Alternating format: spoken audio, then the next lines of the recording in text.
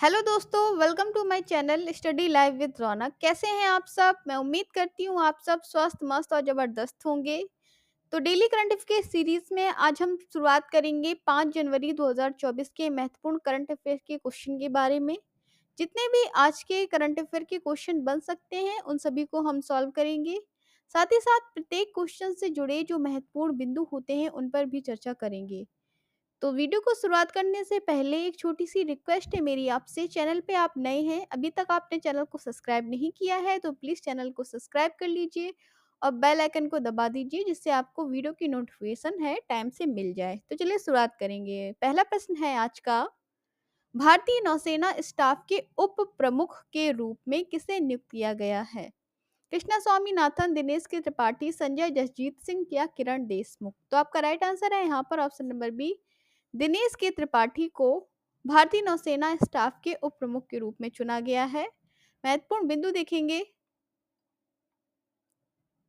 Vice admiral Dinesh के त्रिपाठी ने आधिकारिक तौर पर नौसेना स्टाफ के उप प्रमुख की भूमिका संभाली है।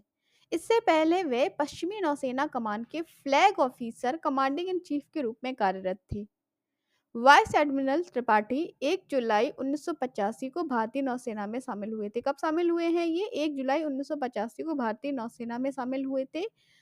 इस पद को संभालने से पहले वे पश्चिमी नौसेना कमान में flag officer commander in chief के रूप में कार्यरत थे और अब उन्हें नौसेना स्टाफ के उप प्रमुख नियुक्त किया गया है। वहीं बात करें हम वर्तमान में भारतीय नौसेना स्टाफ के प्रमुख जो हैं वो एडमिरल आर हरि कुमार हैं। ठीक है, प्रमुख कौन है? एडमिरल आर हरि कुमार है और उप प्रमुख किन्हें चुना गया है? दिनेश के त्रिपाठी को उप प्रमुख चुना गया है। चलिए आगे बढ़ेंगे, अगला क्वेश्चन लेंगे और नेक्स्ट क्वेश्चन है आपका, प्रारंभिक आपदा चेतावनी के लिए राहत वाड़ी केंद्र का उद्घाटन किस राज्य में किया गया है? बिहार, उत्तराखंड, उत्तर प्रदेश या मध्य प्रदेश? तो आपका राइट आंसर है option number C, Uttar Pradesh में प्रारंभिक आपदा चेतावनी के लिए राहत वाड़ी केंद्र का उद्घाटन किया गया है। ऑप्शन नंबर सी आपका राइट है। महत्वपूर्ण बिंदु देखेंगे। उत्तर प्रदेश राज्य के मुख्य सचिव दुर्गा शंकर मिश्रा ने प्रारंभिक आपदा चेतावनी के लिए एक वेधशाला राहतवाड़ी केंद्र यानी आरबीसी का उद्घाटन किया है। इसका उद्देश्य आपको बता दें तो इसका उद्देश्य प्रारंभिक आपदा चेतावनी देना, भविष्यवाणी करना, समय पर राहत वितरण सुनिश्चित करना और पीड़ितों को मुआवजों का सीधा लाभ हस्तांतरण सुनिश्चित करना है। ठीक है, जो आपदा से पीड़ित लोग होते हैं उनका मुआवजा सीधे उनके हाथों में हस्तांतरण करना ही इसका उद्देश्य है। और जो आपदा आने से पहले चेतावनी देना, भविष्यवाणी करना कि ऐसी कोई आपदा आने वाली है और उससे बचाव के तरीके सुझाना इस राहतवाड़ी केंद्र का उद्देश्य है। इसे लखनऊ के लाल बाग क्षेत्र में स्थापित किया गया है। कहाँ पर? लखनऊ के लाल बाग क्षेत्र में स्थापित किया गया है, जहाँ 6 कर्मियों की एक टीम काम कर रही है। ठीक है, चलिए आगे बढ़ेंगे, नेक्स्ट क्वेश्चन पे चलेंगे।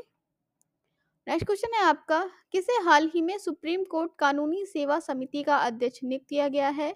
Justice B R Gavai, justice Sanjiv Khanna, justice Ajay Sinha या जस्टिस सतीश चंद्र शर्मा? तो आपका राइट आंसर है option number A, justice B R Gavai. ठीक है, जस्टिस बी आर गवई को सुप्रीम कोर्ट ने कानूनी सेवा समिति का अध्यक्ष नियुक्त किया है। महत्वपूर्ण बिंदु देखेंगे। सुप्रीम कोर्ट के न्यायाधीश न्यायमूर्ति बी आर गवई को राष्ट्रीय कानूनी सेवा प्राधिकरण, जिसे नालसा शॉर्ट फॉर्म में कहते हैं, द्वारा सुप्रीम कोर्ट कानूनी सेवा समिति लीगल सर्विस कमेटी के अध्यक्ष के रूप में नामित किया है। ठीक है, किसके द्वारा? नालसा के द्वारा, यानी राष्ट्रीय कानूनी सेवा प्राधिकरण के द्वारा सुप्रीम कोर्ट कानूनी समिति के अध्यक्ष के रूप में नामित किया गया है। किसे? जस्टिस बी आर गवई को। जस्टिस गवई ने सीनियर जज जस्टिस संजीव खन्ना का स्थान लिया है। किनका स्थान लिया है? पहले पूर्व में कौन थे सेवा समिति के अध्यक्ष? संजीव खन्ना थे और अब संजीव खन्ना का स्थान जस्टिस बी आर गवई ने ले लिया है। चलिए आगे बढ़ेंगे और नेक्स्ट क्वेश्चन पे चलते हैं। नेक्स्ट क्वेश्चन है आपका, ISCC प्लस सर्टिफिकेशन हासिल करने वाली कंपनी कौन बनी है? श्रीराम केमिकल, रिलायंस इंडस्ट्री, अडानी समूह या इनमें से कोई नहीं? तो आपका राइट आंसर है option number B, Reliance industry जो है वो ICC प्लस सर्टिफिकेशन प्राप्त करने वाली पहली कंपनी बन गई है। महत्वपूर्ण बिंदु देखेंगे। रिलायंस इंडस्ट्री लिमिटेड यानी RIL की जामनगर रिफाइनरी में आईसीसी प्लस प्रमाणित रासायनिक रूप से पुनर्नवीकरण पॉलीमर का उत्पादन करने वाली भारत की पहली रिफाइनरी बन गई है। गुजरात राज्य में स्थित आरईएल की जामनगर रिफाइनरी अब आईसीसी प्लस प्रमाणित हो गई है। कहाँ पर स्थित है? गुजरात राज्य में स्थित है ये रिफाइनरी। गुजरात के जामनगर में स्थित है। आईसीसी प्लस अंतर्राष्ट्रीय स्तर पर एक मान्यता प्रमाणन है, जिसे अब इस फैक्ट्री को, ये जो रिफाइनरी है, इसे प्रमाणित किया गया है। रिलायंस इंडस्ट्री लिमिटेड के द्वारा है ये बनाई गई रिफाइनरी, जो गुजरात के जामनगर में स्थित है, जिसे आईएससीसी प्लस प्रमाणित सर्टिफिकेशन मिल गया है। आगे बढ़ेंगे, अगला क्वेश्चन लेंगे। नेक्स्ट क्वेश्चन है आपका, हाल ही में स्वदेश दर्शन 2.0 योजना में किस वन्यजीव अभ्यारण्य को शामिल किया गया है? कोटागढ़ वन्यजीव अभ्यारण्य, सोनाबेड़ा वन्यजीव अभ्यारण्य, हदागढ़ वन्यजीव अभ्यारण्य या डेब्रीगढ़ वन्यजीव अभ्यारण्य? तो आपका राइट आंसर है ऑप्शन नंबर डी, डेब्रीगढ़ वन्यजीव अभ्यारण्य को हाल ही में स्वदेश दर्शन 2.0 योजना के तहत शामिल किया गया है। महत्वपूर्ण बिंदु देखेंगे। पर्यटन मंत्रालय ने डिब्रूगढ़ वन्यजीव अभ्यारण्य को स्वदेश दर्शन 2.0 योजना में शामिल किया है। स्वदेश दर्शन कार्यक्रम भारत सरकार के पर्यटन मंत्रालय द्वारा 2015 में शुरुआत किया गया था। कब?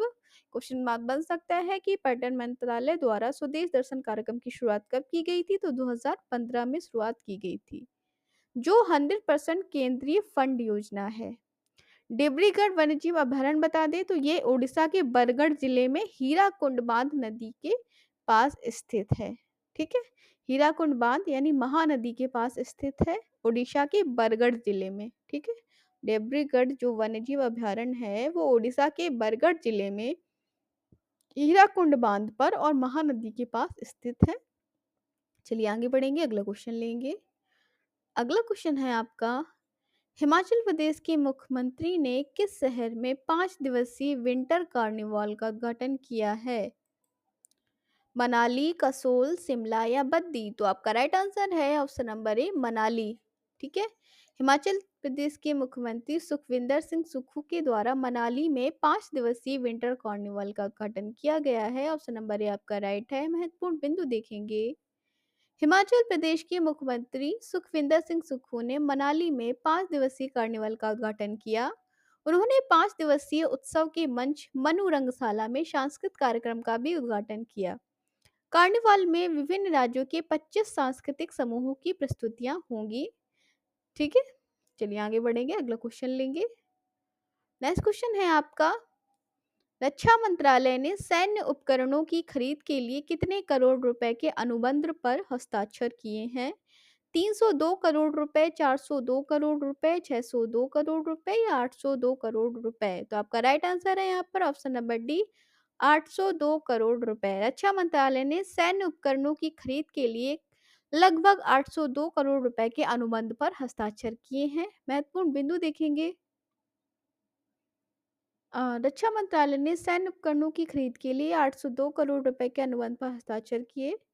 बोगी ओपन मिलिट्री वैगन के लिए जुपिटर वैगन्स लिमिटेड के साथ 473 करोड़ रुपए और mechanical mine field marking equipment की खरीद के लिए बीईएम लिमिटेड के साथ 329 करोड़ रुपए के अनुबंध पर हस्ताक्षर किए। ठीक है, अलग अलग दो जगह हस्ताक्षर किए हैं। एक तो बोगी ओपन मिलिट्री वैगन के लिए जुपिटर वैगन्स लिमिटेड के साथ और mechanical mine field marking equipment की खरीद के लिए बीईएमएल लिमिटेड के साथ 329 करोड़ रुपए के अनुबंध पर हस्ताक्षर किए हैं रक्षा मंत्रालय ने। तो टोटल आपका 802 करोड़ रुपए के अनुबंध पर हस्ताक्षर हुए हैं। चलिए आगे बढ़ेंगे, अगला क्वेश्चन लेंगे। अगला प्रश्न है आपका, निम्न में से किस जिले को केला प्रसंस्करण के लिए national one district one product award 2023 दिया गया है? पुणे, दिल्ली, मुंबई या बुरहानपुर?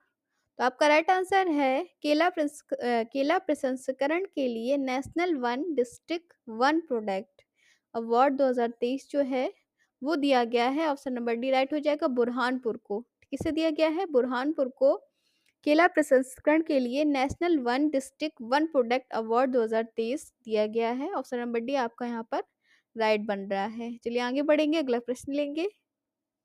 अगला प्रश्न है आपका, हाल ही में किस मंत्रालय ने एमईए ने रणधीर जायसवाल को नया प्रवक्ता नियुक्त किया है?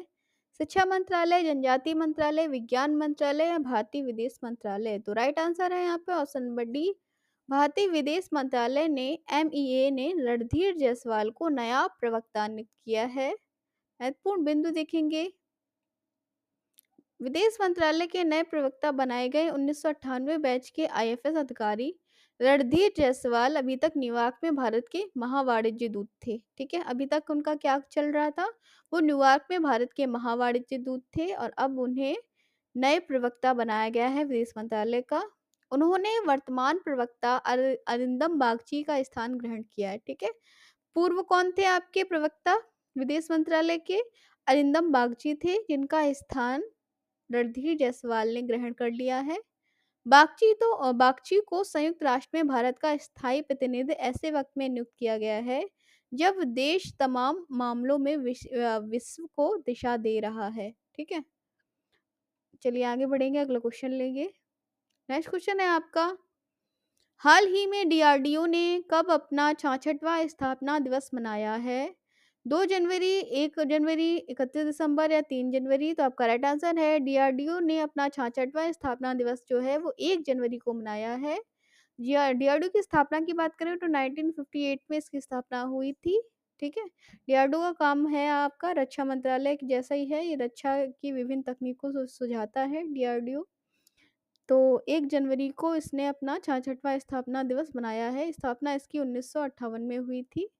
आगे बढ़ेंगे, नेक्स्ट क्वेश्चन लेंगे और अगला प्रश्न है आपका, हाल ही में कहाँ के उपराज्यपाल ने संवाद राजनिवास लॉन्च किया है? अमृतसर, दिल्ली, लेह, बेंगलोर? तो राइट आंसर है यहाँ पर ऑप्शन नंबर बी, दिल्ली के उपराज्यपाल के द्वारा संवाद राजनिवास ऐप लॉन्च किया है। महत्वपूर्ण बिंदु देखेंगे दिल्ली के बारे में, दिल्ली सरकार ने जय भीम मुख्यमंत्री प्रतिभा विकास योजना शुरू की है। विश्व की सबसे ऊंची नटराज की प्रतिमा वो दिल्ली में स्थापित की गई है। साथ ही साथ नई दिल्ली में राजघाट पर महात्मा गांधी की प्रतिमा का अनावरण राष्ट्रपति द्रौपदी मुर्मू के द्वारा किया गया है। वहीं केंद्रीय मंत्री नितिन गडकरी ने भारत में नई दिल्ली में दुनिया की पहली 100% इथेनॉल वाली कार लॉन्च की है। कहाँ पर? नई दिल्ली में दुनिया की पहली 100% इथेनॉल वाली कार लॉन्च की है। साथ ही साथ दिल्ली सरकार ने कक्षाओं में मोबाइल फोन के इस्तेमाल पर भी प्रतिबंध लगा दिया है। चलिए अब आगे बढ़ते हैं, अगला प्रश्न लेते हैं और अगला प्रश्न है आपका, हाल ही में किस राज्य के हट्टी समुदाय को अनुसूचित जनजाति का दर्जा मिला है? झारखंड, हिमाचल प्रदेश, बिहार? 2 बार ऑप्शन लिखा है, तो आपका राइट आंसर है हिमाचल प्रदेश ही है। ठीक है, हिमाचल प्रदेश में जो हट्टी समुदाय है इसको हाल ही में अनुसूचित जनजाति का दर्जा दिया गया है। ठीक है, किसको? हट्टी समुदाय को अनुसूचित जनजाति का दर्जा मिला है। महत्वपूर्ण बिंदु देखेंगे, हट्टी समुदाय हिमाचल प्रदेश के सिरमौर जिले के ट्रांसगिरी क्षेत्र में निवास करती है। कहाँ पर निवास करती है हट्टी जो समुदाय है? वो हिमाचल प्रदेश के सिरमौर जिले में के ट्रांसगिरी क्षेत्र में निवास करती है। हाल ही में हट्टी समुदाय को अनुसूचित जनजाति का दर्जा प्रदान किया गया है।